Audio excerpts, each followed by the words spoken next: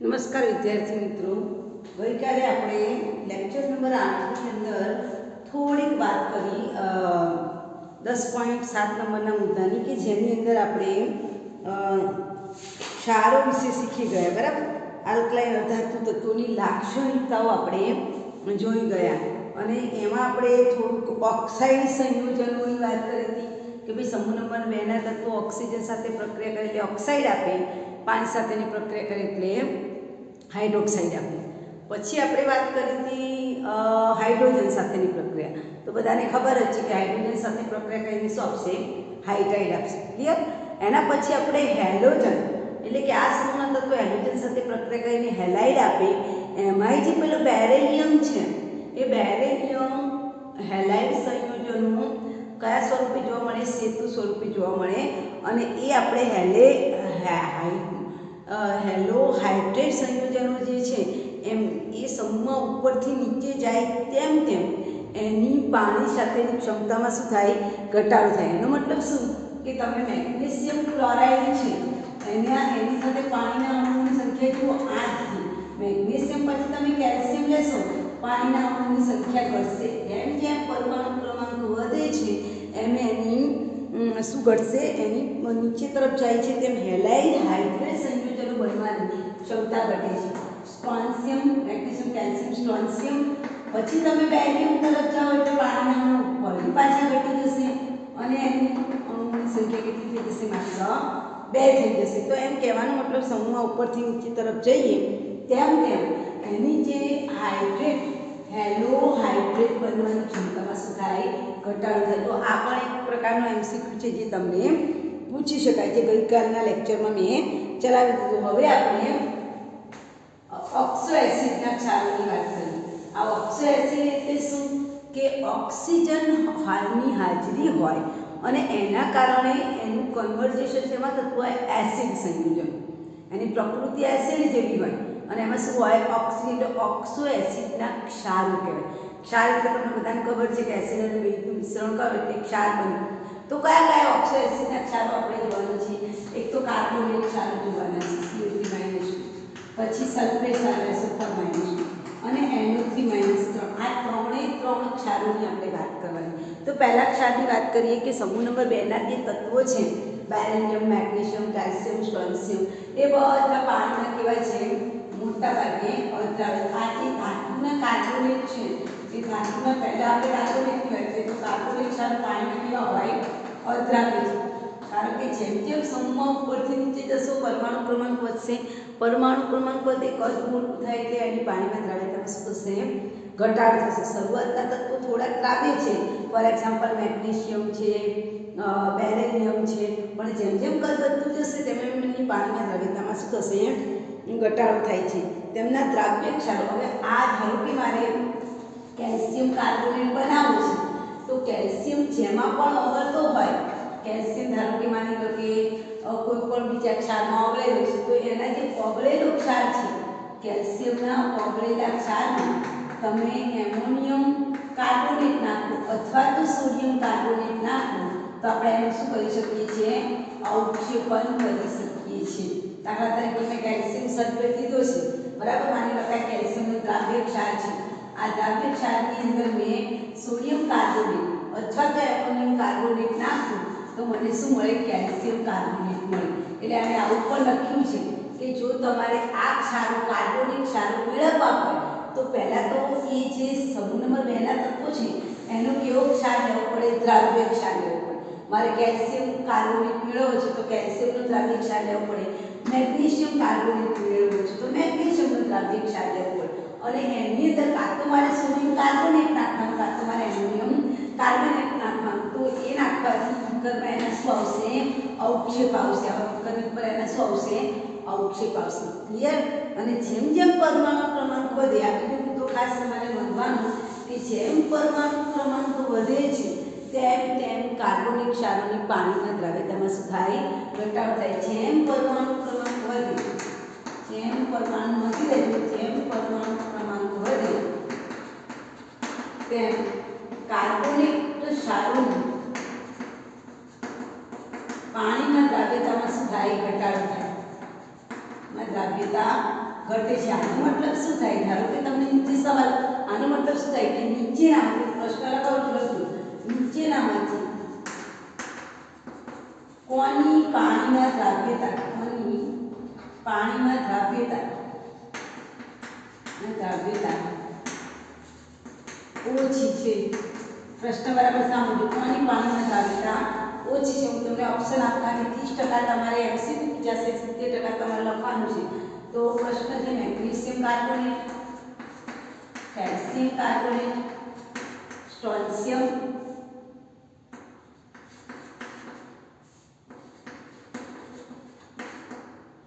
કે બેરિયમ।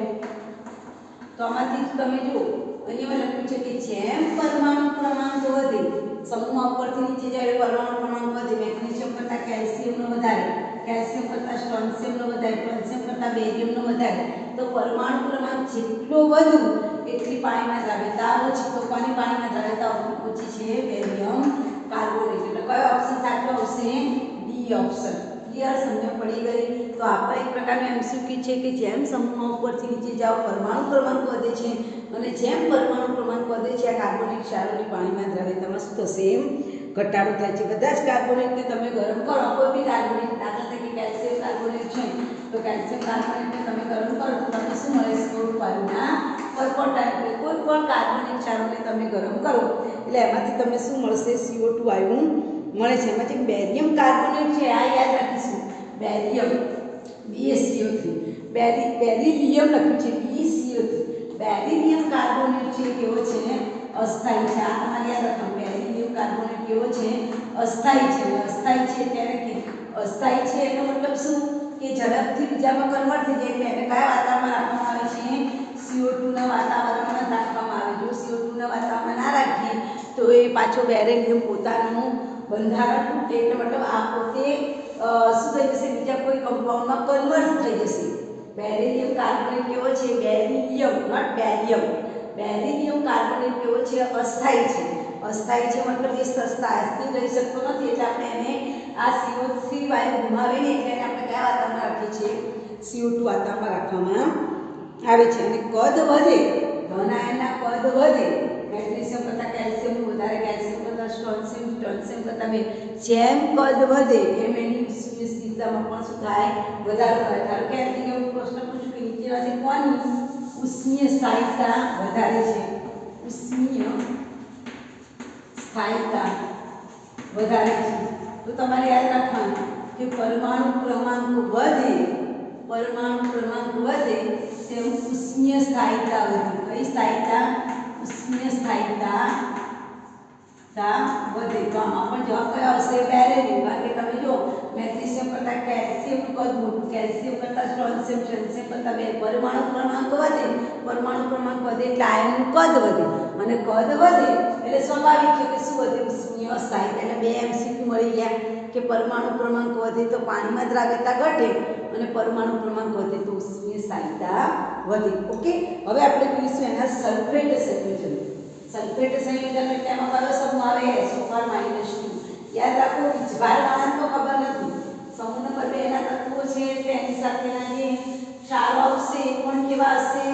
-2 વીજભાર ધરાવે છે, તો સલ્ફેટ ક્ષારો। હવે આ જે સલ્ફેટ ક્ષારો છે, આલ્કલાઇન તત્વો બધા સલ્ફેટ ક્ષારો કહેવાય છે સફેદ ઘન। એટલે આ જે બધા પદાર્થ કહેવાય છે સફેદ ઘન, તમે પ્રયોગશાળામાં આવશો ને તો તમને બતાવીશ। કેલ્શિયમ સલ્ફેટ જોઈ લો, એ પણ સફેદ રંગનો પદાર્થ છે। બેરિલિયમ સલ્ફેટ એ પણ સફેદ છે। મેગ્નેશિયમ સલ્ફેટ પ્રયોગશાળામાં 3 ડબ્બાને તમારે ચેક કરવાના છે। આ 3 જે બોટલો છે એ બોટલને તમારે ચેક કરવાની છે। 3 બોટલ કેવી છે? સફેદ ઘન। એટલે એનો મતલબ કે સલ્ફેટ ક્ષારો મોટાભાગે કેવા હોય છે? સફેદ ઘન જોવા મળે છે, અને ઉષ્માની હાજરીમાં તે કેવા છે? સ્થાયી છે। એમાં જે બેરિલિયમ અને મેગ્નેશિયમ છે એના સલ્ફેટ થોડા પાણીમાં દ્રાવ્ય છે, પણ જેમ પરમાણુ ક્રમાંક વધે, દાખલા તરીકે પહેલા બેરિલિયમ આવે, પછી મેગ્નેશિયમ, કેલ્શિયમ, સ્ટ્રોન્શિયમ અને બેરિયમ આવે, તો આ મેગ્નેશિયમ અને બેરિલિયમ આ પાણીમાં થોડા દ્રાવ્ય છે, કેવા છે? પાણીમાં દ્રાવ્ય છે। પણ જેમ જેમ તમે કેલ્શિયમ, સ્ટ્રોન્શિયમ, બેરિયમ તરફ જાઓ પાણીમાં દ્રાવ્યતામાં શું થાય? ઘટાડો થાય। પાણીમાં દ્રાવ્યતા ઘટે છે। આમાંથી પણ તમને સવાલ પૂછાય કે નીચેનામાંથી પ્રશ્ન પૂછાય કે નીચેનામાંથી કોની પાણીમાં દ્રાવ્યતા ઓછી છે? દ્રાવ્યતા ઓછી છે. કોની પાણીમાં ઓછું દ્રાવ્ય છે? Option A MgSO4, option B CaSO4, option C SrSO4 કે BaSO4.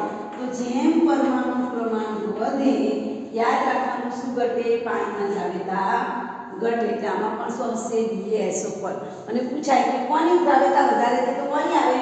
સ્વાભાવિક છે, મેગ્નેશિયમ અને બેરિલિયમ એની પાણીમાં દ્રાવ્યતા વધુ છે. એનું કારણ શું છે કે Mg+2 આયનોનું જલ્દીકરણ એન્થાલ્પી વધારે છે અને એના કારણે એની લેટાઈસ એન્થાલ્પી જે છે એ લેટાઈસ એન્થાલ્પી એટલે ઋણ આયનથી ધન આયનથી દૂર જવા માટે આપવી પડતી શક્તિ, બંધારણ ખોટું હોય ને એના માટે આપવી પડતી શક્તિને લેટાઈસ એન્થાલ્પી આપણે 11 સાયન્સના આગળના લેક્ચરમાં પણ શીખી ગયા છે કે વાયુ પદાર્થમાંથી ઋણ આયનને દૂર લઈ જવા માટે આપવી પડતી શક્તિ.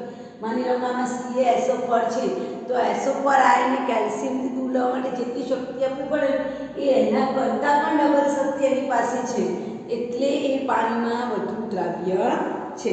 ત્યાર પછી આપણે નાઇટ્રેટ સંયોજનનો વિભાગ કરીએ. નાઇટ્રેટ એટલે NO3-1 નોટ -2. તો NO3-1 જે નાઇટ્રેટ ક્ષારો છે એ નાઇટ્રેટ ક્ષારો કેવી રીતે બને? તો કાર્બોનેટ ક્ષારોની મંદ નાઇટ્રિક એસિડ સાથેની પ્રક્રિયાથી ધાતુ કાર્બોનેટ ક્ષારો, દાખલા તરીકે હું કેલ્શિયમ કાર્બોનેટ લઉં છું, ધાતુ કાર્બોનેટ ક્ષારોની મંદ નાઇટ્રિક એસિડ એટલે HNO, આને નાઇટ્રિક એસિડ કહેવાય. આ મંદ નાઇટ્રિક એસિડ સાથેની પ્રક્રિયા કરવામાં આવે. અહીંયા મંદ નાઇટ્રિક એસિડમાં હું અહીંયા 2 મોલ લખું છું, બરાબર? કારણ કે મારે સમીકરણ સંતુલિત કરવાનું છે. કારણ કે કેલ્શિયમ પર કેટલો વિભાગ છે? +2. NO3 પર કેટલો વિભાગ છે? -1. તો એમાંથી મને મળશે CaNO3 ટ્વાઇસ વત્તા પાણીનો અણુ એટલે H2O બનશે. આ 2 હાઇડ્રોજન H2O બનશે ને એક આપણને શું છૂટો પડશે? CO2 વાયુ છૂટો પડશે. ધેટ મીન્સ કે કેલ્શિયમ નાઇટ્રેટ મેં બનાવ્યું. તો આ કેલ્શિયમ નાઇટ્રેટ બનાવવા માટે મેં શું કર્યું? તો કેલ્શિયમ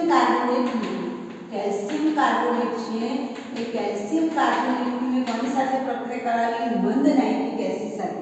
તો કેલ્શિયમ કાર્બોનેટ અથવા તો કોઈ પણ આ સમૂહના કોઈ પણ કાર્બોનેટની મંદ નાઇટ્રિક એસિડ સાથે તમે પ્રક્રિયા કરો તો તમને એમાંથી શું મળશે? તો નાઇટ્રેટ ક્ષાર મળશે. એમાંથી જે મેગ્નેશિયમ નાઇટ્રેટ છે, આ જે મેગ્નેશિયમ નાઇટ્રેટ છે એ મેગ્નેશિયમ નાઇટ્રેટ તમે યાદ રાખજો, મેં NO3 છે એની પાસે -1 છે, મેગ્નેશિયમ પાસે +2 છે, એટલે તમારે ક્રોસ ગુણાકાર કરવો પડે. જુઓ અહીંયા આ મેગ્નેશિયમ આ NO3, મેગ્નેશિયમ પાસે +2 વીજભાર છે, આની પાસે -1, ક્રોસ ગુણાકાર થાય. એક આને મળે તે આને મળે, એટલે આનું સૂત્ર શું લખાય? MgNO3 twice. આનો બગડો કોને મળ્યો? NO3 ને મળ્યો, બરાબર ને? આ બગડો અહીંયા મળે એટલે NO3 આગળ બગડો આવશે, મેગ્નેશિયમ આગળ શું આવશે? 1 આવશે. સમીકરણ સંતુલિત કરવા માટે એક પાણીના કેટલા અણુઓને ગ્રહણ કરે છે? 6 અણુ. એટલે મેગ્નેશિયમ નાઇટ્રેટ છે એ સ્ફટિકીકરણ પામે છે. 6H2 પાણીના કેટલા અણુ ધરાવે છે? 6 અણુ ધરાવે છે, એટલે એ શું પામે છે? સ્ફટિકીકરણ પામે છે. જ્યારે બેરિયમ નાઇટ્રેટ છે એ નિર્જળ ક્ષાર તરીકે, એટલે બેરિયમ નાઇટ્રેટ છે BaNO3 એમાં કોઈ પણ પાણીના અણુઓ નથી, એટલે એને કેવો ક્ષાર કહેવાય? નિર્જળ ક્ષાર કહેવાય. એનો મતલબ શું થાય? એ સમૂહમાં ઉપરથી નીચે તરફ જાઓ પાણીમાં દ્રાવ્યતામાં શું થાય? ઘટાડો થાય. આની પાસે પાણીના કેટલા અણુ આવ્યા? 6.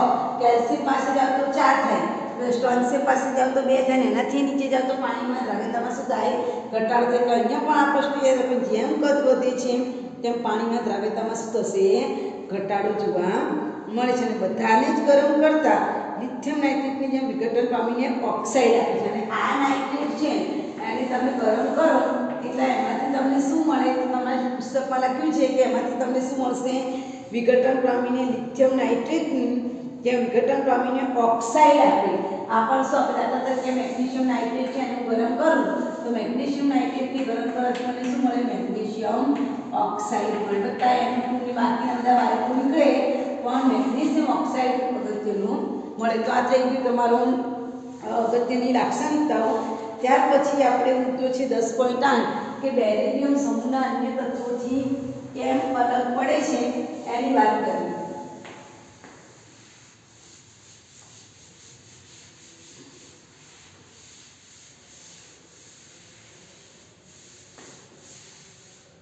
દસ પોઈન્ટ 8 નંબરનો મુદ્દો છે કે બેરેલિયમ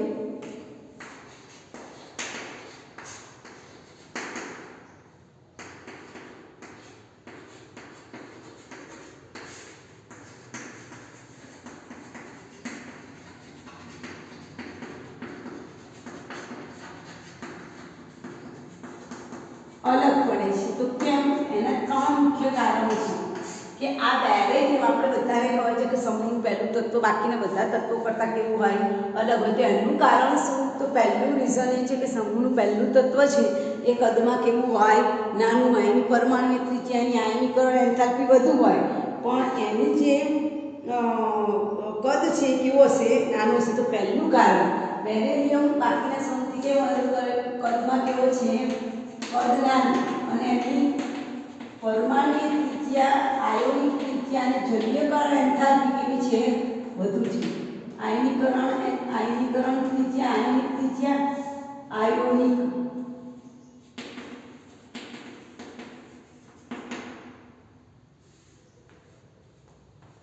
અને જલીયકરણ એન્થાલ્પી આપણને એ જોવા મળે? નાની, વધુ જોવા મળે. કદ નાનું છે એટલે પાણીના અણુનું એબ્સોર્પ્શન કેવું કરશે? વધુ કરે છે. રિપીટ કરું છું, એ કદમાં નાના છે અને આપણને ખબર છે કે સમૂહ ઉપરથી નીચે જે કદમાં શું થાય?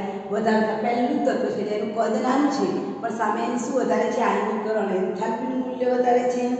એની જે જલીયકરણ એન્થાલ્પી છે એનું પણ મૂલ્ય વધારે છે. ઉપરાંત આયનીકરણ એન્થાલ્પી આ યાદ રાખજો. આયનીકરણ એન્થાલ્પી અને જલીયકરણ એન્થાલ્પી આ બંનેના મૂલ્યો કેવા જોવા મળશે? વધુ જોવા મળે. બીજું કે આ સ્વભાવે કેવો છે?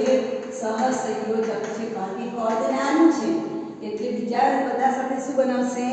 સહસંયોજક. આ સંયોજનો મોટાભાગે સહસંયોજક હોય છે અને સહેલાઈથી શું પામે છે? જળ વિભાજન. તો પહેલું કારણ. હવે બીજું જે કારણ છે એ બીજું કારણ છે કે આ જે બેરેલિયમ છે એની છેલ્લી કક્ષામાં કેટલા ઇલેક્ટ્રોન છે? 4 જ ઇલેક્ટ્રોન. એટલે વધુમાં વધુ એ 4 સવર્ગાંક ધરાવતા સંયોજનો બનાવે. પણ એના પછીના જે બેરેલિયમ પછી મેગ્નેશિયમ, કેલ્શિયમ છે એના ડી કક્ષક છે એટલે એ સવર્ગાંક 6 સુધીના સંયોજન બનાવે. એટલે બીજું કારણ છે કે બેરિલિયમ જે છે એ બેરિલિયમની છેલ્લી કક્ષા, જેને આપણે કઈ કક્ષા કહીએ? સંયોજકતા કક્ષા. એ છેલ્લી કક્ષામાં કેટલા ઇલેક્ટ્રોન છે? 4 ઇલેક્ટ્રોન છે.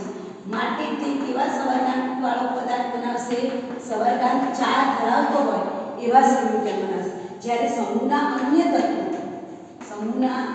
તત્વો કઈ કક્ષકની હાજરી હોવાના કારણે? ડી કક્ષકની હાજરી હોવાના કારણે સવર્ગાંક 6 ધરાવતા સંયોજનો પણ બનાવે છે. બેરેલિયમ એટલો જ એવો છે કે જે 4 સંયોજકતા ધરાવતા સંયોજનો બનાવે. બાકી સમૂહના બધા તત્વો છે એ 4 વાળા અને 6 વાળા બંને પ્રકારના સંયોજનો બનાવે છે. ત્રીજું કારણ છે કે આ જે બેરેલિયમ જે છે એના હાઇડ્રોક્સાઇડ કે ઓક્સાઇડ કેવા છે? ઉભયભૂંડક. બાકી બધાના ઓક્સાઇડ કેવા છે? બેઝિક છે. તો ત્રીજું મુદ્દો કે બેરેલિયમ છે એ બેરેલિયમના હાઇડ્રોક્સાઇડ અને ઓક્સાઇડ, શબ્દ બરાબર સાંભળજો, હાઇડ્રોક્સાઇડ અને ઓક્સાઇડ એ સ્વાભાવિક કેવા છે? ઉભયભૂંડક. ગઈકાલે પણ આપણે વાત કરી હતી કેવા છે? ઉભયભૂંડક. ધેટ મીન્સ એસિડ સાથે પ્રક્રિયા કરે છે અને બેઝ સાથે પ્રક્રિયા કરે છે. ઉભયભૂંડક છે. જ્યારે સમૂહના અન્ય તત્વો બધા કેવા છે? બેઝિક છે. જ્યારે સમૂહના અન્ય તત્વોના ઓક્સાઇડ અને તત્વોના હાઇડ્રોક્સાઇડ અને ઓક્સાઇડ સ્વાભાવિક કેવા છે? બેઝિક છે. સ્વાભાવિક કેવા છે? બેઝિક છે. જ્યારે આપણો જે બેરેલિયમ છે એ કેવો છે? ઉભયભૂંડક. આ મુખ્ય 3 કારણ છે.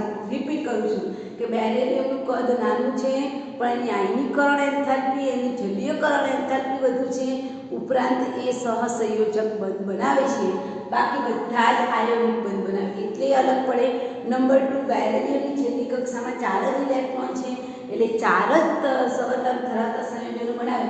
જ્યારે અન્ય તત્વો જે છે મેગ્નેશિયમ, કેલ્શિયમ, સ્ટ્રોન્શિયમ એ 4 અને 6 બંને પ્રકારના સંયોજનો બનાવી શકે. ત્યાર પછી જે આપણું બેરેલિયમ છે એના હાઇડ્રોક્સાઇડ અને ઓક્સાઇડ સ્વભાવે કેવા છે?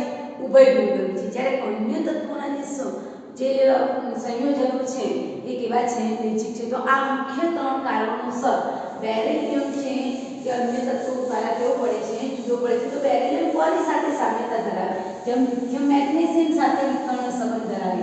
આગળ આપણે શીખી ગયા કે સમૂહ નંબર 1 નું તત્વ જે પહેલું તત્વ છે એ કયું છે, લિથિયમ છે.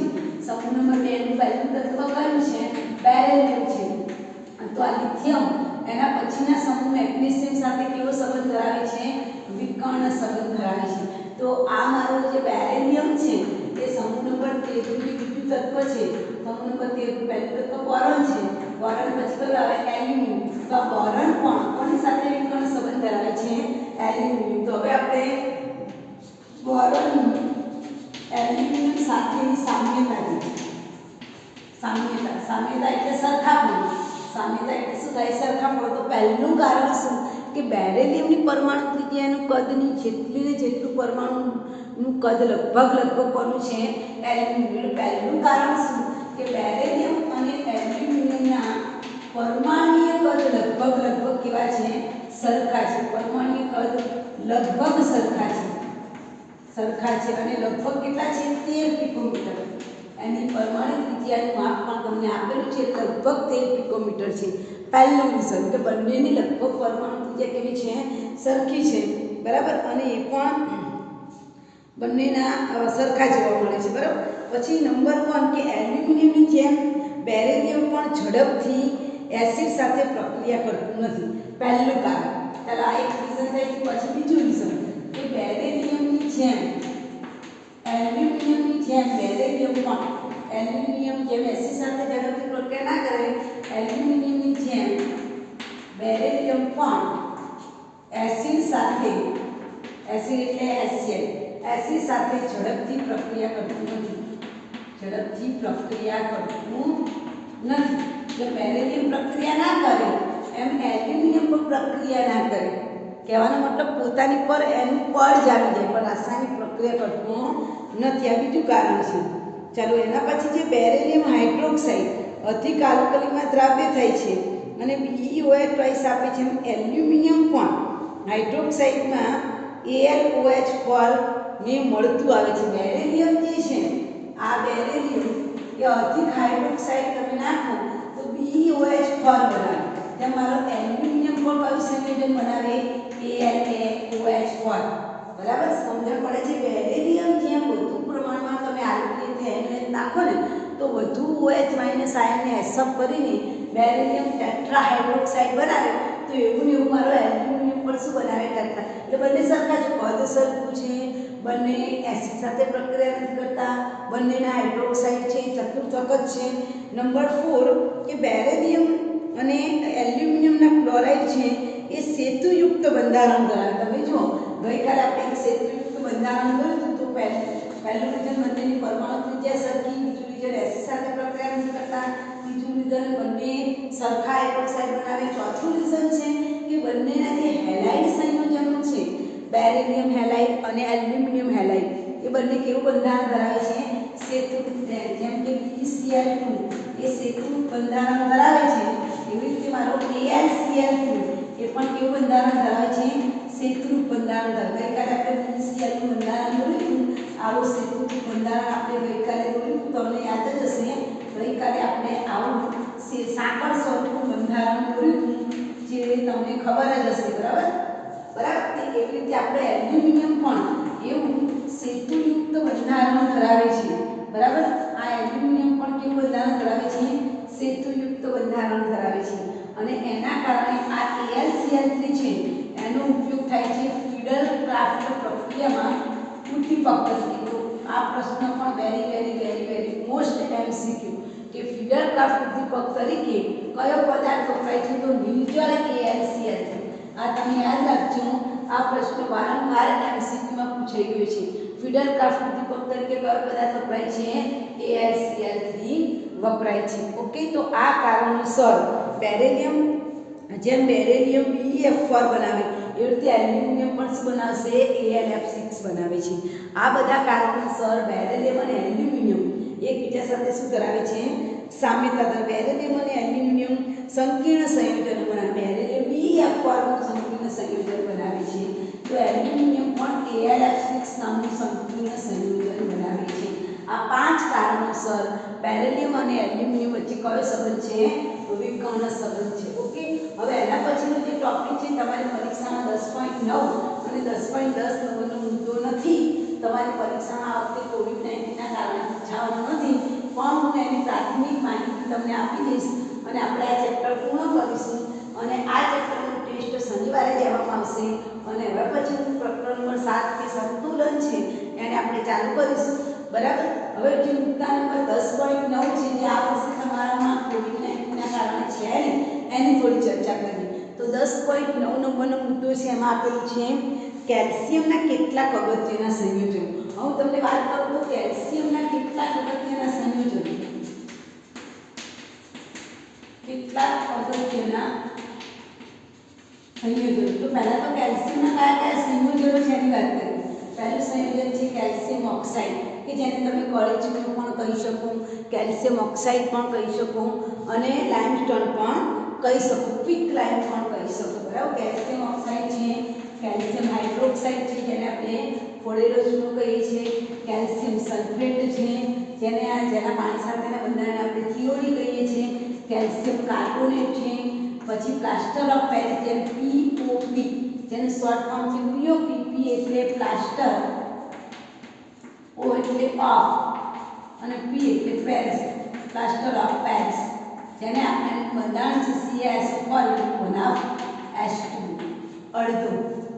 અર્ધ સલ્ફેટ કહેવામાં આવે છે. ઓકે, તો આ અને છેલ્લું છે એનું સિમેન્ટ. તો આટલા બધા એના શું છે અગત્યના સંયોજનો. તો તમારે પહેલું તો યાદ રાખવાનું કે કેલ્શિયમના અગત્યના સંયોજનો કયા છે? Calcium oxide, calcium hydroxide, calcium sulphate. એમાંથી આપણે કેલ્શિયમ ઓક્સાઇડ જોઈશું, કેલ્શિયમ હાઇડ્રોક્સાઇડ જોઈશું. આ તમારી ચોપડીમાં આપેલું નથી. કેલ્શિયમ કાર્બોનેટ એટલે આપણે જે મકાન ઘડવા માટે જે ચૂનો વાપરીએ છીએ એ, પ્લાસ્ટર ઓફ પેરિસ તમારા હાથ પગના હાડકાં તૂટી ગયા હોય અથવા તો કોઈના હાથ પગના હાડકાં ફ્રેક્ચર થયું હોય તો તમે જે પાટો બાંધો છે એ શાનો છે? Plaster of Paris. તો પછી જે મૂર્તિઓ બનાવેલી છે આપણે કોઈ ધાર્મિક તહેવાર હોય ત્યારે માતાજીની મૂર્તિ કે જે મૂર્તિઓ બનાવી છે એ મૂર્તિઓ પણ શાની છે? Plaster of પેરિસની. ઓકે, અને પછી સિમેન્ટનો ઇતિહાસ છે ધોરણ 10માં પણ તમે શીખી ગયા છો. બરાબર. તો આપણે શરૂઆત કરી છે કેલ્શિયમ ઓક્સાઇડ. નંબર 1 કેલ્શિયમ ઓક્સાઇડનું બીજું નામ છે ક્વિક લાઇમ અથવા તો એનું બીજું નામ છે કળી ચૂનો. બરાબર. હવે એની બનાવટ પહેલાં તરીકે જોવાની બનાવટ ગુણધર્મનો ઉપયોગ. તો મારે કેલ્શિયમ ઓક્સાઇડ બનાવવો છે તો એની બનાવટ કેવી રીતે થાય? તો સ્વાભાવિક છે કે કેલ્શિયમ કાર્બોનેટને તમે ભઠ્ઠીની અંદર 1070 ડિગ્રી કેલ્વિન તાપમાને તમે ગરમ કરો.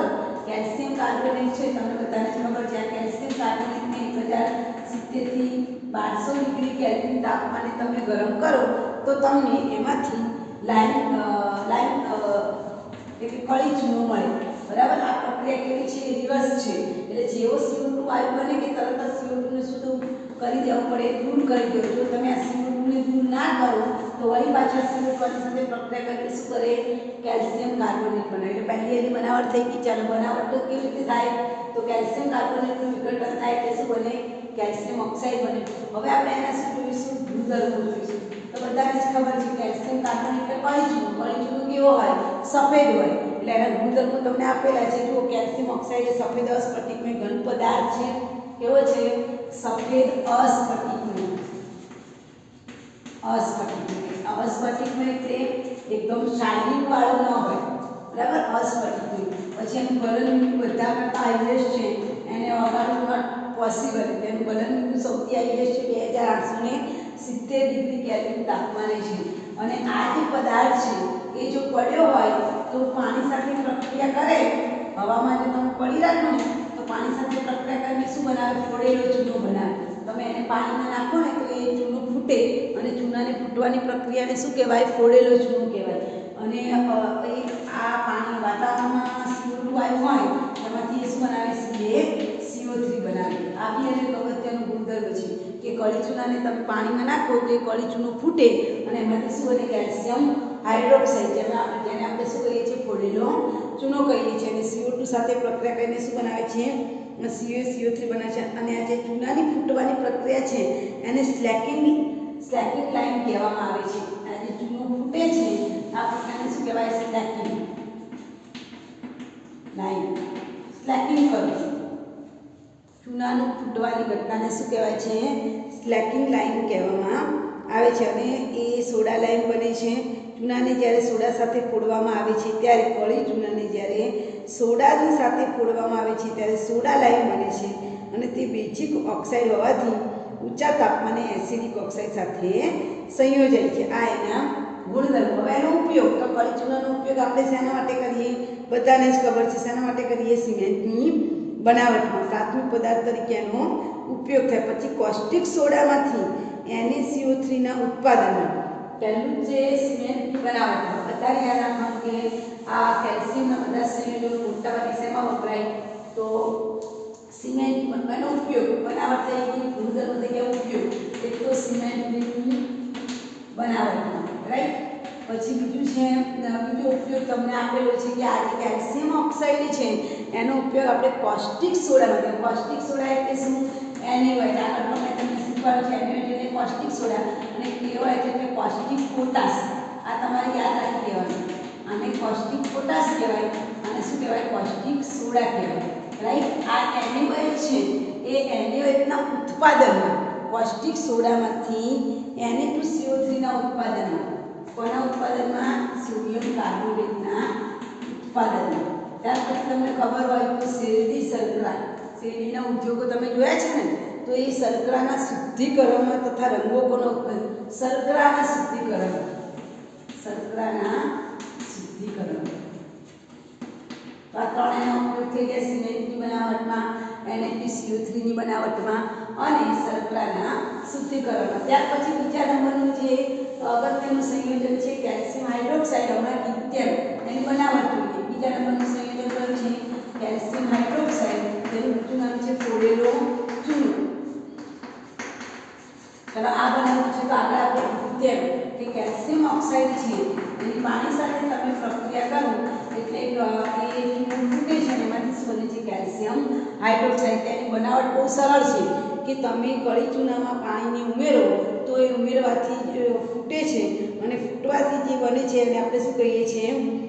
કળી ચૂનો કહીએ છીએ. અને જે સફેદ અસ્ફટિકમય પાવડર જેવો છે પાણીમાં અલ્પદ્રાવ્ય છે.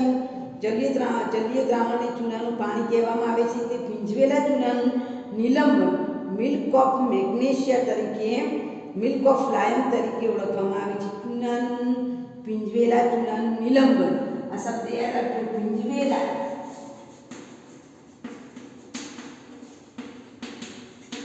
નિલંબન એટલે એનો મતલબ કે COH નું નિલંબિત દ્રાવણ. આ નિલંબિત એટલે શું? પાણીમાં નીચે બેસી ના જાય અને ઉપર પણ ના આવે, વચ્ચે જે અણુઓ તરતા હોય એને નિલંબિત કહેવાય. ધેટ મીન્સ કે ધારો કે આ બીકર છે, આ બીકરમાં અહીંયા કણો આ સ્વરૂપે હોય, ના ઉપર બેસી જાય ના નીચે બેસી જાય, તો આ જે સ્વરૂપના કણો કહેવાય ને, આ દેખાય છે બરાબર વચ્ચે વાળા તમે જુઓ તો નથી ઉપર ગયા નથી નીચે ગયા, બરાબર મધ્યમાં લટકેલા જોવા મળે, એને નિલંબિત દ્રાવણ કહેવાય. જેમ MgOH નું નિલંબિત દ્રાવણ મિલ્ક ઓફ મેગ્નેશિયા કહેવાય. અને શું કહેવાય? Milk of magnesia. આગળ આપણે શીખી ગયા છે મિલ્ક ઓફ મેગ્નેશિયા કહેવામાં આવે. MgOH નું નિલંબિત દ્રાવણ પરીક્ષણ યાદ રાખજો. MgOH નું નિલંબિત દ્રાવણ મિલ્ક ઓફ મેગ્નેશિયા કહેવાય. એવી રીતે કેલ્શિયમ હાઇડ્રોક્સાઇડ નું નિલંબિત દ્રાવણ શું કહેવાય? યસ, મિલ્ક ઓફ લાઇમ કહેવામાં આવશે. શું કહેવામાં આવશે? Milk of lime. Milk of lime, milk of lime તરીકે ઓળખવામાં આવે છે. કે આ થઈ ગઈ બનાવટ, એના ગુણધર્મો. ત્યાર પછી એનો ઉપયોગો આપેલા છે. તેનો ઉપયોગ શેમાં થાય? તો બાંધકામ. આ બધા જ કળી ચૂનાવાળા બધા પદાર્થોનો ઉપયોગ શેમાં થશે? બાંધકામમાં ઉપયોગી મોર્ટારની બનાવતા. મોર્ટાર એટલે શું?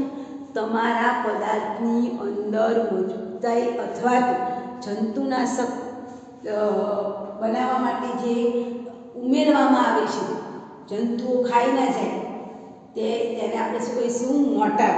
તો મોર્ટારની બનાવટમાં નંબર 2 સંક્રમણહારક સ્વભાવના કારણે એની અંદર તમે જંતુનાશક પાવડર નાખેલો છે એટલે તમે દિવાલને ચણી દો, દિવાલને ધોળો છો ત્યારે એની પર જીવજંતુઓ નહીં ચડે. કેમ? કારણ કે એની અંદર જંતુનાશક દવા છે એટલે એને લખ્યું છે કે સંક્રમણહારક સ્વભાવના કારણે દિવાલને ધોળવા માટે એનો ઉપયોગ થાય. નંબર 3 કાચની બનાવટમાં પણ કેલ્શિયમ હાઇડ્રોક્સાઇડનો ઉપયોગ થાય. ચામડાના ઉદ્યોગમાં બ્લીચિંગ પાવડરની બનાવટમાં. ઓકે, તો આ બીજા નંબર પૂર્ણ થયું. આ મુદ્દો પરીક્ષામાં પૂછાવાનો નથી. કેલ્શિયમ કાર્બોનેટ, તો કેલ્શિયમ કાર્બોનેટ તો બધાને ખબર જ છે કે કેલ્શિયમ કાર્બોનેટ બનાવવું હોય તો શું કરાય? તો કેલ્શિયમ કાર્બોનેટ એ કુદરતમાં જુદા જુદા સ્વરૂપે મળે છે. ચૂનાનો પથ્થર જેને આપણે કહીએ છીએ કેલ્શિયમ કાર્બોનેટ, એને આપણે શું કહીએ છીએ? ચૂનાનો પથ્થર પણ કહેવામાં આવે છે. બરાબર. આને તમારે બનાવવું હોય તો તમે CaCl2ની Na2CO3 સાથેની પ્રક્રિયા કરો. આ કેલ્શિયમ કાર્બોનેટ પ્રક્રિયા કરીને કેલ્શિયમ કાર્બોનેટ બનાવશે 5NaCl. ઇઝીલી તમે બનાવી શકો. કેલ્શિયમ કાર્બોનેટ બનાવવું હોય તો શું કરવું પડે? કેલ્શિયમ કાર્બોનેટની Na2CO3 સાથે પ્રક્રિયા કરવાથી કેલ્શિયમ કાર્બોનેટ બને છે. કેલ્શિયમ ક્લોરાઇડની Na2CO3 સાથેની પ્રક્રિયા, એનું બીજું નામ છે ચૂનાનો પથ્થર, ચોક પણ કહેવાય. અને આરસ, હા, એટલે આરસના પથ્થર આવે છે એ પણ સાના બનેલા છે? CaCO3 ના મળેલા છે. તેને ભીંજવેલા ચૂનામાં CO2 વાયુ પસાર કરીને પણ બનાવી શકાય છે. વધુ પ્રમાણમાં જો CO2 વાયુ પસાર કરવામાં આવે તો કેલ્શિયમ કાર્બોનેટની જગ્યાએ, ધારો કે આ કેલ્શિયમ કાર્બોનેટ બનાવવું હોય તો CO2 વાયુ પસાર કરો તો આ કેલ્શિયમ કાર્બોનેટ બને. પણ વધુ પ્રમાણમાં CO2 પસાર કરો તો કેલ્શિયમ શું બની જાય? બાયકાર્બોનેટ બની જાય. એટલા માટે આ પદ્ધતિનો આપણે ઉપયોગ કરતા નથી. ઓકે, હવે એના પછી એના ગુણધર્મો આપેલા છે. તો આ જે પદાર્થ છે એ સફેદ લીચ્છો પાવડર જેવો પદાર્થ છે. તે પાણીમાં લગભગ કેવો છે? અદ્રાવ્ય છે. 1200 ડિગ્રી કેલ્વિન તાપમાને ગરમ કરતા વિઘટન પામીને આપણને શું આપે? CO2 વાયુ આપે છે. આપણને આવડે એવો જ છે. બરાબર. હવે એના ઉપયોગ છે તો બધાને ખબર છે કે ચૂનાનો પથ્થર છે તે શેના માટે ઉપયોગી હોય? બાંધકામ પદાર્થ માટે. પછી કળી ચૂનાની બનાવટમાં. પછી કેલ્શિયમ કાર્બોનેટ અને મેગ્નેશિયમ કાર્બોનેટનું જે મિશ્રણ છે એ ધાતુના નિષ્કર્ષણમાં ફ્લક્સ, ફરીથી રિપીટ કરું છું, મેગ્નેશિયમ કાર્બોનેટ અને કેલ્શિયમ કાર્બોનેટનું જે મિશ્રણ છે એ ફ્લક્સ તરીકે વપરાય. આ ફ્લક્સ એટલે શું? પદાર્થનું તાપમાન અત્યંત વધી ગયું હોય તો એને ડાઉન કરવા માટે જે પદાર્થ વપરાય એને ફ્લક્સ કહેવાય. લખો હોય તો લખી દેજો. ફ્લક્સ એટલે આપેલા પદાર્થનું તાપમાન નીચું લાવવા માટે, ગલનબિંદુ નીચું લાવવા માટે, તાપમાનને નીચું લાવવા માટે જે પદાર્થ વપરાય છે એને શું કહેવાય? ફ્લક્સ કહેવામાં આવે છે. પછી એનું બીજું એન્ટાસિડ તરીકે. તો તમે જો આપણે ટૂથપેસ્ટ, આપણે સવારે ઉઠીને બ્રશ કરીએ છીએ તો ટૂથપેસ્ટમાંથી પેસ્ટ કાઢીએ છીએ તો એ ટૂથપેસ્ટ છે એમાં પણ અગત્યનો ઘટક કયો છે? Calcium carbonate. ટૂથપેસ્ટની બનાવટમાં પણ આવી જાય. ત્યાર પછી આપણે જે બાંધકામ કીધું એમાં પણ અગત્યનો ઘટક છે. ત્યાર પછી ખાસ કરીને એન્ટાસિડ તરીકે, એસિડિટી, ગઈકાલે પણ વાત કરી હતી કે એસિડિટી છે એને મટાડવા માટેની દવામાં મેગ્નેશિયમ આવે, ઉપરાંત કેલ્શિયમ કાર્બોનેટનો પણ એન્ટાસિડ તરીકે ઉપયોગ. પછી ચિંગમનો એક ઘટક, તમે જે ચિંગમ ખાઓ છો એ ચિંગમના અંતે સફેદ કલરનો પદાર્થ વધે છે અને તમે એના બબલ્સ બનાવો છો. તમને ખબર જ છે, તમે બધાએ ચિંગમ ખાધી છે ને? તો એ ચિંગમને ખાધા પછી છેલ્લે જે સફેદ પદાર્થ વધે છે એને તમે ખેંચી જોજો, ખેંચાય છે ને? તો એ જે સફેદ પદાર્થ છે એ શું છે? Calcium carbonate. એટલે આપણે બધા ચિંગમ ખાઈએ છીએ પણ ખરેખર એ શું છે? Calcium carbonate. એટલે ચિંગમના એક ઘટક તરીકે પણ કેલ્શિયમ કાર્બોનેટનો ઉપયોગ કરવામાં આવે છે. પછી સૌંદર્ય પ્રસાધનો એટલે પાવડર, ટેલ્કમ પાવડર બનાવવા માટે, પછી છે તો બોડી લોશન બનાવવા માટે પણ આ કેલ્શિયમ કાર્બોનેટનો ઉપયોગ થાય. ત્યાર પછી છે પ્લાસ્ટર ઓફ પેરિસ, જેને કેલ્શિયમ સલ્ફેટનો અર્ધ સલ્ફેટ કહેવામાં આવે છે. એના પછી ચોથું છે પીઓપી, જેને આપણે પ્લાસ્ટર ઓફ, એનું શોર્ટ ફોર્મ છે પીઓપી, પ્લાસ્ટર ઓફ પેરિસ. એનું બીજું નામ પણ છે અર્ધ સલ્ફેટ. એનું બીજું નામ છે કેલ્શિયમ સલ્ફેટ. કેલ્શિયમ સલ્ફેટનો અર્ધ જળયુક્ત સલ્ફેટ.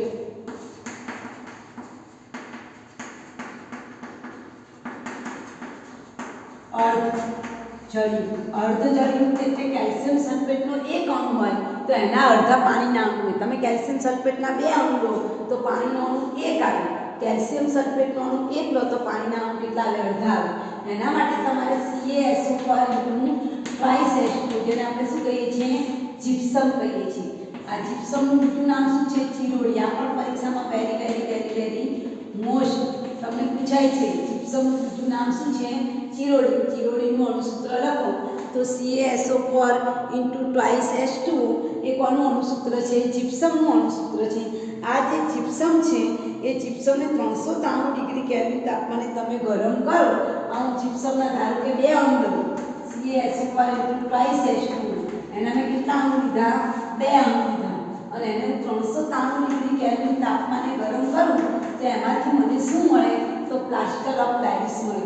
જે આપણે યાદ હોય તો હાડકા તૂટી ગયા હોય તો ફ્રેક્ચર થઈ ગયું હોય તો તમને જે સફેદ કલરનો પાટો બાંધવામાં આવે છે ને એ પ્લાસ્ટર ઓફ પેરિસનો છે. તો તમે અહીંયા જુઓ કે અહીંયા કેલ્શિયમ સલ્ફેટના કેટલા અણુ થાય છે? 2 અણુ. પાણીના કેટલા અણુ છે?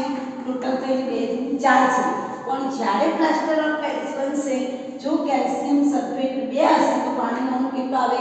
1 જ આવે. એટલે તમારે અહીંયા લખવાનું, જો CaSO4 ના અણુ તમારા 2 છે તો પાણીમાં એના કેટલા અણુ એની સાથે જોડાઈ રહેશે? 1.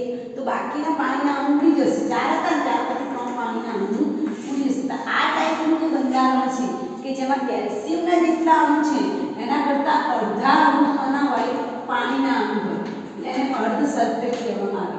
તમે કેલ્શિયમ સલ્ફેટનો 1 અણુ લો તો પાણીમાં અડધો લખાય. અહીંયા કેલ્શિયમ સલ્ફેટના 2 અણુ છે તો પાણીના કેટલા અણુ છે? 1 અણુ છે. માની લો કે હું અહીંયા કેલ્શિયમ સલ્ફેટનો 1 જ અણુ લઉં તો મારે પાણીના કેટલા અણુ લેવા પડે? એના કરતાં અડધા અણુ. તો તમારે યાદ રાખો, અર્ધ સલ્ફેટનો મતલબ કે કેલ્શિયમ સલ્ફેટ તમે 2 લો તો 2 ના અડધા 1 જ પાણીનું અણુ લેવા. જો કેલ્શિયમ સલ્ફેટ 1 લો તો 1નું અડધું શું થાય? 1/2 થાય. તો એટલા જ પાણીના અણુ તમારે લેવાના છે. તો આ રીતે તમે શું બનાવી શકો છો? Plaster of Paris. અને મૃત બળેલ પ્લાસ્ટર તરીકે પણ ઓળખવામાં આવે છે. તેનો પાણી સાથેનો જામી જવાનો ગુણધર્મ ને કારણે એ પાણી સાથે જામી જાય છે અને કેવું બનાવી જાય? કડક. તમે જો આ જે પાવડર છે ને તમે પાણી નાખો તો કડક બની જાય. તો તમે જોયું હશે કે ફ્રેક્ચરનો પાટો તમે કાઢો તો કેવો હોય? એકદમ કઠણ પથ્થર જેવો હોય છે ને. તો કેમ? એનું કારણ શું? કે આ જે પદાર્થ છે એની અંદર તમે પાણી નાખો તો એ કેવો બની જશે? એકદમ કઠણ પદાર્થ બની જાય છે અને જામી જવાનો ગુણધર્મ કહેવામાં આવે છે. એનો ઉપયોગ તો પ્લાસ્ટર ઓફ પેરિસનો ઉપયોગ બાંધકામમાં તો થાય જ છે, પણ ફ્રેક્ચર થઈ ગયેલા હાડકાઓમાં દબાણ આવ્યું હોય તો તેને હલનચલન સ્થિર રાખવા માટે એનો પાટો લગાવવામાં આવે છે. પછી દંત વિદ્યામાં દાંતમાં કોઈ સડો થઈ ગયો હોય ત્યાં પણ એનો ઉપયોગ કરવામાં આવે છે. પછી દાગીનાની બનાવટ કે કોઈ મોટા મોટા પૂતળા હોય, મેં હમણાં કીધું હતું તેમ માતાજીની મૂર્તિઓ હોય કે કોઈ પણ મૂર્તિ હોય તે મોટાભાગે શેમાંથી બનાવી છે? પ્લાસ્ટર ઓફ પેરિસમાંથી. તો એનો ઉપયોગ થઈ ગયો. ત્યાર પછી સિમેન્ટ છે. તો સિમેન્ટના ઇતિહાસ વિશે તમે 10મા ધોરણમાં પણ શીખી ગયા છે કે જોસેફ એસ્પેલિન નામના વૈજ્ઞાનિકે એ કોલસાની જે ખાણો હતી એ ખાણોમાંથી એક લાલ કલરનો પથ્થર મળી આવ્યો હતો, અને પથ્થર છે પાછળથી શાના તરીકે ઓળખાયો? સિમેન્ટ તરીકે ઓળખાય. તેનો એક અગત્યનું સિમેન્ટ એક અગત્યનું બાંધકામ માટેનો પદાર્થ છે, જેની શોધ સૌપ્રથમ 1824માં જોસેફ એસ્પેલિન નામના વૈજ્ઞાનિકે કરી હતી. તેને પોર્ટલેન્ડ સિમેન્ટ તરીકે પણ ઓળખવામાં આવે છે. કારણ કે શરૂઆતમાં અમે પોર્ટલેન્ડ, એ વિસ્તારનું નામ પોર્ટલેન્ડ છે. પોર્ટલેન્ડની ખીણમાંથી તેને મળ્યું હતું, તેનું નામ પાડ્યું છે પોર્ટલેન્ડ. જોસેફ એસ્પેલિન નામના વૈજ્ઞાનિકને એ જે પથ્થર મળ્યો હતો એ પોર્ટલેન્ડની ખીણમાંથી મળ્યું હતું, એટલે એને પોર્ટલેન્ડ સિમેન્ટ કહેવાય છે. કારણ કે તે ઇંગ્લેન્ડના ઇસલ ઓફ પોર્ટલેન્ડ શબ્દ યાદ રાખજો. ઇસલ ઓફ પોર્ટલેન્ડની પથ્થરની ખાણ હતી, એ પથ્થરની ખાણમાંથી એને આ પથ્થરો મળ્યો હતો, એટલે એને કઈ સિમેન્ટ કહેવાય? પોર્ટલેન્ડ સિમેન્ટ કહેવામાં આવે છે. સિમેન્ટ એક એવી નિપજ છે જે ચૂનાના સીઓની અધિક પ્રમાણમાં હોય છે તેવા પદાર્થ સાથે બીજા પદાર્થો જેવા કે માટી અને સિલિકા ઉપરાંત એલ્યુમિનિયમ હાઇડ્રોક્સાઇડ, પછી મેગ્નેશિયમ હાઇડ્રોક્સાઇડ વગેરેનું પ્રમાણ હોય છે. તો સિમેન્ટનું બંધારણ તમને પૂછાય, આ ટોપિક પર પરીક્ષામાં નથી તો ત્યારે બહુ પૂછાતું સિમેન્ટનું બંધારણ. તો સિમેન્ટના બંધારણમાં કયા પદાર્થ છે? કેલ્શિયમ ઓક્સાઇડ છે, પછી છે તો સિલિકા, એને લખ્યું છે ને માટી, SiO2 પણ છે, Al2O2 પણ, સિલિકા એટલે માટી, Al2O3 પણ છે, મેગ્નેશિયમ ઓક્સાઇડ પણ છે. તો એનું જે પ્રમાણ છે એને આપણે શું કહીશું? સિમેન્ટનું બંધારણ. Calcium oxide, SiO2, Al2O3, MgO, Fe2O3 અને Fe2O3 અને SO3. હવે આનું પ્રમાણ ધારો કે આના 50 થી 60% છે, બરાબર? આનું પ્રમાણ કેટલું છે? 50 થી 60%. તો 50 ના અડધા કેટલા થાય? 25. તો એના પછીનું નેક્સ્ટ પ્રમાણ શું આવશે? 20 થી 25%. એ તમારે યાદ રાખવાનું પહેલું પ્રમાણ. હવે 50 ના અડધા શું થાય? 20 થી 25%. હવે 20 ના અડધા કેટલા થશે 10, તો 5 થી 10%. એના પછીનું પ્રમાણ 5 ના અડધા કેટલા થાય અઢી, એટલે 2 થી 3%. 2 ના અડધા કેટલા થાય 1, તો 1 થી 1.2 કેટલું આપેલું હશે તમે જુઓ 5 50 થી 60, 20 થી 25, 5 થી 10, 2 થી 3%. પછી 1 થી 2 થી 3%, પછી 1 થી 2%. આ છેલ્લા બે છે એનું પ્રમાણ 1 થી 2%. એ પણ કેટલું આવશે 1 થી 2%. આ થઈ ગયું તમારા સિમેન્ટનું બંધારણ. આ વર્ષે આવું તો પરીક્ષામાં નથી કોવિડ-19 ના કારણે, બરાબર. અને એના પછી તે સિમેન્ટનો ઉપયોગ આપેલો છે. સિમેન્ટનો ઉપયોગ તમને આવડે એવો જ છે, બરાબર. અને છેલ્લો ટોપિક આપ્યો છે મેગ્નેશિયમ અને કેલ્શિયમનું જૈવિક અગત્ય. આ ખૂબ જ અગત્યનો મુદ્દો છે, બાયોલોજિકલ સાથે સંકળાયેલો છે. તો એક જે પુખ્ત વયની વ્યક્તિ છે એના શરીરમાં જો 25 ગ્રામ મેગ્નેશિયમ હોય, યાદ રાખજો 25 ગ્રામ મેગ્નેશિયમ હોય, તો એની સામે એના શરીરમાં કેલ્શિયમ કેટલા ગ્રામ હોય 1200 ગ્રામ. બરાબર સાંભળ્યું, 25 ગ્રામ મેગ્નેશિયમ એ કેલ્શિયમ કેટલું હશે 1200 ગ્રામ. રેશિયો યાદ રાખજો 1200 ગ્રામ. Fe એટલે લોખંડ, જે લોખંડની ખીલીઓ નથી, એના મતલબ આપણા શરીરમાં જે લોહી છે ને એમાં Fe છે. હા, ઘણા દેવતા મેડમે કીધું તું 5 ગ્રામ Fe છે. એટલે Fe એટલે લોખંડ નહીં, આપણા શરીરમાં બ્લડ છે એનું લોહીનું લાલ 5 ગ્રામ Fe છે અને હોવું જોઈએ એમ. અને કોપરનું પ્રમાણ 0.06 ગ્રામ, 0.06 ગ્રામ કોપર. આટલું એક પુખ્ત વયના વ્યક્તિના શરીરમાં હોવું જોઈએ. ના હોય તો એના એ કેવી કહેવાય એબનોર્મલ વ્યક્તિ કહેવાય. બધા જ ઉત્સેચકો ફોસ્ફેટના સ્થાનાંતરણ એટીપીનો ઉપયોગ કરે છે અને સહઅવયવ તરીકે મેગ્નેશિયમની જરૂર બધાને ખબર છે. તમે જુઓ આપણા શરીરમાં લોહીનો જે લાલ રંગ છે એ કોને આભારી છે, તો હિમોગ્લોબિનને આભારી. અને હિમોગ્લોબિનનું જે બંધારણમાં છે એમાં મધ્યસ્થી પરમાણુ કયો છે Fe છે. એવી રીતે આ જે વનસ્પતિ છે એ વનસ્પતિમાં તમે જુઓ વનસ્પતિ છે એ ક્લોરોફિલની મદદથી પોતાનો ખોરાક બનાવે છે. આ જે ક્લોરોફિલ શબ્દ છે એ ક્લોરોફિલના કારણે વનસ્પતિના પાંદડાનો રંગ કેવો છે લીલો છે. અને આ ક્લોરોફિલમાં મધ્યસ્થી આયન કયો છે મેગ્નેશિયમ. તો તમને પૂછાય કે ક્લોરોફિલ એ કોનું સંકીર્ણ સંયોજન છે મેગ્નેશિયમ. યાદ રાખજો ક્લોરોફિલ એ મેગ્નેશિયમનું સંકીર્ણ સંયોજન છે. જ્યારે હિમોગ્લોબિન એટલે લોહી, હિમોગ્લોબિનમાં કોનું સંકીર્ણ સંયોજન છે તો Fe. આ તમારે યાદ રાખવાનું છે, બરાબર. Fe નું સંકીર્ણ સંયોજન જે વૃક્ષમાં પ્રકાશ શોષણ માટેનું મુખ્ય વર્ણન ક્લોરોફિલ છે ને શું ધરાવે છે મેગ્નેશિયમ ધરાવે છે. શરીરમાં લગભગ 99% કેલ્શિયમ શેમાં વપરાયેલું છે હાડકાને દાંતમાં. ઉપરાંત એક જ્ઞાન તંતુમય સ્નાયુઓના કાર્યોમાં, આંતરજ્ઞાન તંતુમયના પ્રસારણમાં, કોષપત્રોની અખંડિતતામાં અને લોહીના ગંઠાઈ જવામાં પણ અગત્યનો ભાગ ભજવે છે. આ લોહીનું ગંઠાઈ જવું એટલે તમને કોઈ જગ્યાએ એક્સિડન્ટ થયો લોહી બંધ જ ના થાય, તો લોહી કોઈ વાગ્યું હોય તો લોહી જામી જવાનો ગુણધર્મ. ફાઇબ્રિનોજન નામનું તત્વ છે આપણા શરીરમાં, અને ફાઇબ્રિનોજન તત્વ જે છે એ લોહીને જામી જવાની ક્રિયામાં મદદ કરે છે. તો એ પણ આ એક અગત્યનો ગુણધર્મ છે. પ્લાઝમામાં 100 મિલીગ્રામ પ્રતિ લિટર જે કેલ્શિયમની સાંદ્રતાનું નિયમન કરવામાં આવે છે. આ નિયમન બે હોર્મોન્સ આપે છે, કેલ્સીટોનિન અને પેરાથાઇરોઇડ. બંને નીચે અંડરલાઈન કરજો, તમને પરીક્ષામાં પૂછી શકાય કયા બે હોર્મોન્સ છે કેલ્સીટોનિન અને પેરાથાઇરોઇડ. અને હાડકું એ કેવું છે, એટલે ઘણાને હાડકું વધતું હોય તમને ખબર હોય તો હાડકું એ ગળતો છે અને સતત બનતો પદાર્થ છે.